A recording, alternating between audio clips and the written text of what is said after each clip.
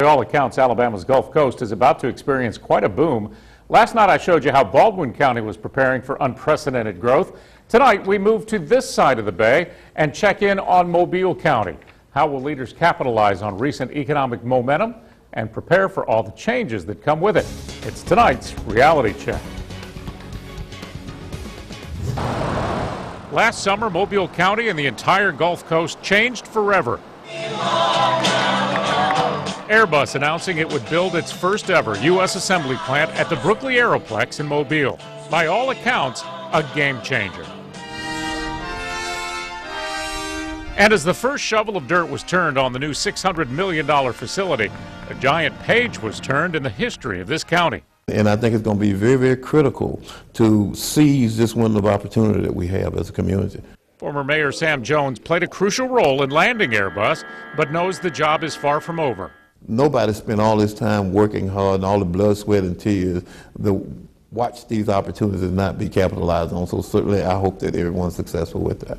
Jones believes he has left the cupboard well stocked and has teed it up for the new administration and much of the Gulf Coast. We can do what we can to make sure that this is a business-friendly community, that where they need some help to come in. Being friendly is not cheap, however. It cost the city and the county about $28 million combined to lure Airbus to Brookley, and it will take millions more to keep that ball rolling.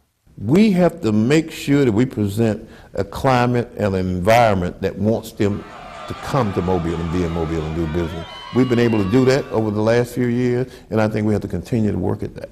With these lean economic times, when we start talking about incentives versus the competing concerns, we still have to be able to do it, so we've got to do all of it. So that means that we've got to be just really careful and make the hard and tough decisions. Mobile County hasn't been growing at the rapid rate as its Gulf partner across the bay, but there has been a tremendous shift in population. In fact, at the end of the 2010 census, Ludgood says her District 1 had lost about 27,000 people, most of them moving either to the western or the southern part of the county.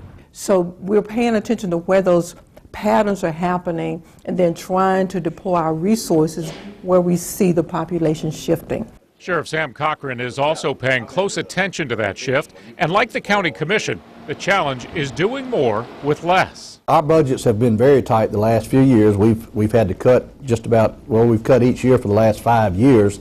He's cut operational costs, even the number of deputies from his roster of 175 sworn officers. But I'll say this, we've spent a lot of money on technology, and at the end of the day, when you spend money on technology, you should be able to see a reduction in the necessary need of manpower.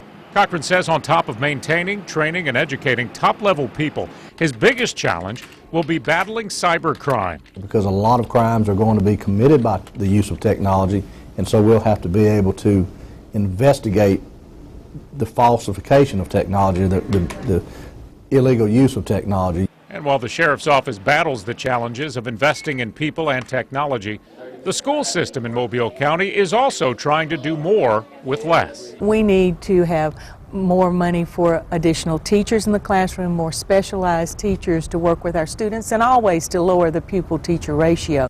Mobile County's state funding ranks somewhere in the middle of the pack when it comes to education, and so does its spending per student. Yet the county is falling behind when it comes to technology. Superintendent Peak saying on any given day they have an $8 million need for it. So we're looking forward to returning to economic stability and having that magic wand, because education does cost money, and quality education really does, where we have the most up-to-date materials and equipment for our students to use. So as Mobile County prepares for the boom, leaders are counting on the extra revenue they hope will come with it. Right now, it's wait and see. So you can see Mobile and Baldwin counties have unique challenges ahead, but they also have a lot of similarities. And to a person, all these leaders I talk with all have smiles on their faces. They're all very, very excited about the possibilities. We're not going to really recognize the Gulf Coast as we know it right now in another 10 years. It's going to be a very different place. You're right, it's going to be an explosion. With Airbus coming in and the jobs coming in and people migrating this way. It's going to be exciting to watch it happen. A lot of changes ahead. That's right.